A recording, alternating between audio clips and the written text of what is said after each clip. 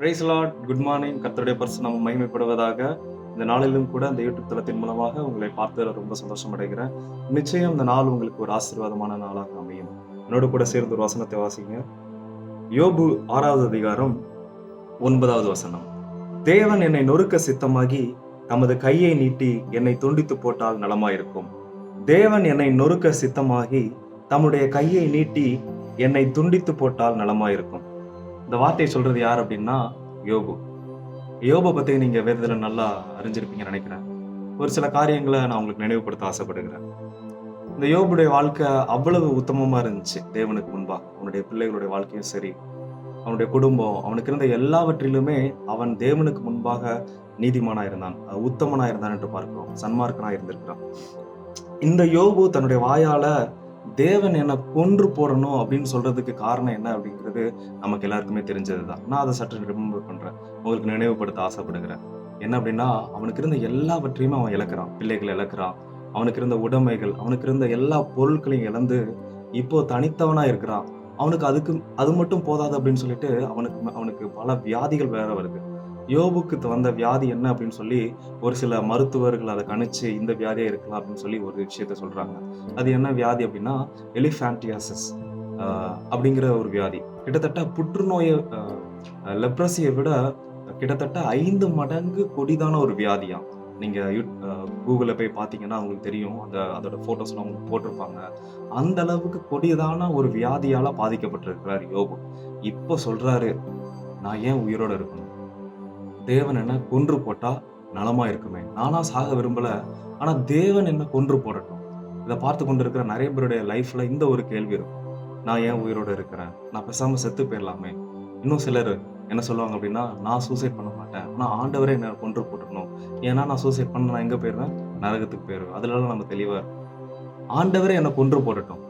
அந்த அளவுக்கு நம்மளுடைய வாழ்க்கையில, உங்களுடைய வாழ்க்கையில ஒரு விரக்தி, வாழ்க்கையின் மீது ஒரு வெறுப்பு. ஏன்னா நீங்க கடந்து வந்த பாதைகள்ல ஏற்பட்ட சில தடுமாற்றங்கள், சில விளைவுகள் உங்க வாழ்க்கையை வெறுக்க செய்திருக்கும். யோபுக்கும் அப்படிதான். இப்போ சொல்றாரு யோபு, நான் வாழ்றது வேஸ்ட், தேவன் என்னை கொன்று போடட்டும் அப்படின்னு சொல்லிட்டு. ஆனா ஒரு வசனம் அருமையாக சொல்லப்பட்டிருக்குது. ஏசாயால நான் வாசிக்கிறேன். ஏசாயா 53:10 வசனம். கர்த்தரோ அவரை நொறுக்க சித்தமாகி அவரை பாடுகளுக்குட்படுத்தினார். கர்த்தரோ அவரை நொறுக்க சித்தமாகி அவரை பாடுகளுக்குட்படுத்தினார். இதுல யாரை பற்றி சொல்லப்பட்டிருக்கு அப்படின்னா, இயேசு கிறிஸ்துவை பற்றி. தேவன் இயேசு கிறிஸ்துவை நொறுக்க சித்தமாகி அவரை பாடுகளுக்கு உட்படுத்தினார். தேவன் இயேசு கிறிஸ்துவை மரண ஆக்கினைக்கு உட்படுத்தினார். காரணம் என்ன தெரியுமா? நம்மளுடைய பாவங்களை, நம்மளுடைய பாடுகளை, நாம் பெறக்கூடாத கஷ்டமான அனுபவங்களை இயேசு கிறிஸ்துவின் மீது தேவன் வைக்கிறார்.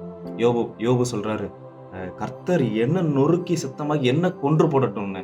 ஆனா ஆண்டவரை பாருங்க, நாம் பெற வேண்டிய எல்லா தண்டனைகள், நாம் பெற வேண்டிய எல்லா பாதிப்புகள், கஷ்டங்கள், வேதனைகள் எல்லாவற்றையுமே இயேசு கிறிஸ்துவை சிலுவையில சுமக்க அனுமதிச்சிருக்கிறார்.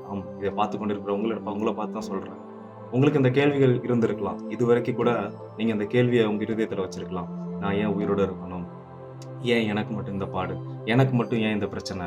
இல்லவே இல்லை. உங்களுடைய பாடுகள், உங்கள் பிரச்சனைகள் எல்லாவற்றையுமே 2000 ஆண்டுகளுக்கு முன்பாக இயேசு சிலுவையில சுமந்துட்டார். இனி நீங்க அப்படி நினைக்கணும்னு அவசியம் கிடையாது. அந்த எண்ணங்கள், அந்த வேதனையான அனுபவங்கள் எல்லாவற்றையுமே மறந்து ஓரமா வச்சுட்டு இயேசு கிறிஸ்துவை நோக்கி பாருங்க.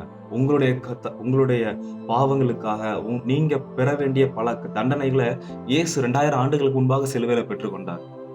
ஆம், நமக்கு வர வேண்டிய பல ஆக்கினை தீர்ப்புகளை சிலுவையில் இயேசு சுமந்திருக்கிறார்.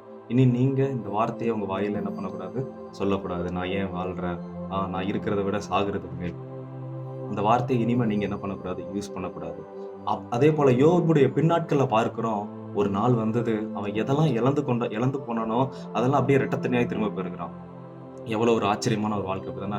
தன் மனைவியே அவனை பார்த்து தூஷிக்கிறாங்க. நீர் தேவனை தூஷித்து உன்னுடைய ஜீவனை விடு. அந்த அளவுக்கு வாழ்க்கையில விரக்தி. யோபை போல இதை பார்த்து கொண்டிருக்கிற யாருடைய வாழ்க்கையிலுமே கஷ்டம் இருந்திருக்காது. யாருடைய வாழ்க்கையிலுமே யோபை போல இவ்வளவு பாடுகளுக்குள்ள போயிருக்க மாட்டீங்க. பிள்ளைகளை இருந்த எல்லா பிள்ளைகளையும் இழந்தான். எல்லா அந்தஸ்து, ஆஸ்தி, பெயர், நண்பர்களிடத்துல இருந்த பெயர் எல்லாவற்றையுமே இழந்தான். ஆனா தேவனை பாருங்க, எல்லாவற்றையுமே அவனுக்கு ரெட்டிப்பாய் திரும்ப கொடுத்தார். இதை பார்த்து கொண்டிருக்கிற உங்களுக்கும் ஆண்டவர் எல்லாவற்றையுமே ரெட்டிப்பா கொடுப்பார். எல்லாவற்றிற்குமே ஒரு காலம் உண்டு இல்ல. நீங்க பழுது கொண்டு இருக்கலாம், ஆனா நிச்சயம் நீங்க சிரிக்கும் காலம் வரும், நீங்க சந்தோஷமா இருக்கும் காலம் வரும். அதனால ஆண்டவரை பார்த்து இந்த கேள்வியை மட்டும் ஒரு நாள் கேட்காதீங்க. என்ன எடுத்துருங்க ஆண்டவரே, என்ன கொன்றுங்க ஆண்டவரே. நிச்சயம் ஆண்டவர் அதை செய்ய மாட்டார். ஏன்னா, இயேசு கிறிஸ்து உங்களுடைய கவலைகள், உங்களுடைய பாவங்கள், உங்களுடைய துக்கங்கள் எல்லாவற்றையுமே சிலுவையில சுமந்து கொண்டார். இந்த கேள்விய இனிமே நீங்க என்ன பண்ணக்கூடாது? உங்க இருதயத்துல வைக்கக்கூடாது. அத முதல்ல என்ன பண்ணிக்கங்க? எடுத்து போடுங்க. நாம எல்லாரும் ஜெபிக்க போறோம். என் கூட சேர்ந்து நீங்க ஜெபிங்க. எங்கள் பரலோக பிதாவே, இயேசு கிறிஸ்துவின் நாமத்தினால உம்முடைய சமூகத்துல வருகிறோம் அப்பா. ஆண்டவரே, இவ்வளவு நாட்கள் எங்களுக்குள்ள அந்த கேள்விகள் இருந்திருக்கலாம். இதை பார்த்துக் கொண்டிருக்கிற நபர்களுடைய இருதயத்துல இந்த கேள்வி இருந்திருக்கும் ஆண்டவரே. நான் ஏன் உயிரோட இருக்கணும்? நான் ஏன் வாழணும்? நான் யாருக்கு பிரயோஜனம் இல்லாம இருக்கேனே! ஆண்டவரே என்ன கொன்று போடட்டும். நான் தற்கொலை செஞ்சு கொண்டு செத்தா நலமா இருக்கும். இந்த மாரி எண்ணங்கள் ஆண்டவரே இருந்திருக்கலாம்ப்பா. இன்றோடு அந்த எண்ணங்கள் எல்லாம் மறையட்டும் அப்பா. இயேசு கிறிஸ்துவின் நாமத்தினால் அந்த எண்ணங்கள் எல்லாம் மறையும்படியா நாங்க ஜெபிக்கிறோம் அப்பா. ஆண்டவரே ஒரு விடுதலையை தருவீராக. ஆண்டவரே எங்களுடைய வேதனைகள், எங்களுடைய மரண பயங்கள், எங்களுக்கு வர வேண்டிய ஆக்கினை தீர்ப்புகள் எல்லாவற்றையும் நீர் சிலுவையில் சுமந்து கொண்டீரப்பா.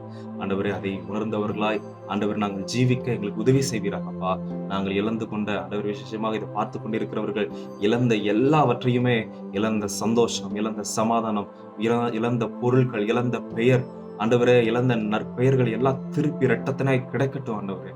ஆசீர்வதித்து ஜெபிக்கிறேன். இந்த நாளை அவர்களுக்கு செய்யற வேலைகள் எல்லாவற்றையும் நீர் பொறுப்பெடுத்துக் கொள்கிறாங்க.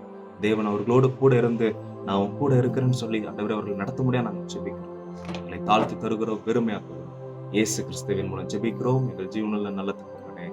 ஆமென், ஆமென். தேங்க்யூ. God bless you. இந்த நாள் நிச்சயம் உங்களுக்கு ஒரு ஆசீர்வாதமான நாளாக. தேங்க்யூ.